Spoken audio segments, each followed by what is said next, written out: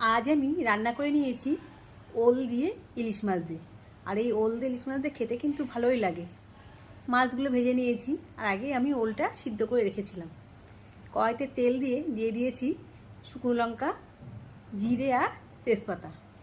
এবার দিয়ে দিলাম আদা, জিরে, শুকনো লঙ্কা, রসুন বাটা দিয়ে মশলাটাকে ভালোভাবে কষিয়ে নিচ্ছি একটু লবণ হলুদ দিয়ে। এবার দিয়ে দেবো ওই সেদ্ধ করে রাখা ওলটা দিয়ে মশলার সাথে ভালো করে আবারও কষিয়ে দিয়ে দিলাম জল। ঝোলটা আমার ফুটে উঠলে দিয়ে দিয়েছি একটু কাঁচা লঙ্কা আর মাছ। এবার ঝোলটা ফুটে তরকারিটা হওয়ার সময়, আর তরকারিটা আমার সুন্দরভাবে কিন্তু হয়ে এসেছে। এবার আমি নামিয়ে নেব। আর ওল দিয়ে ইলিশ মাছ দিয়ে খেতে কিন্তু খুবই ভালো হয়। আর ওলটা এত সুন্দর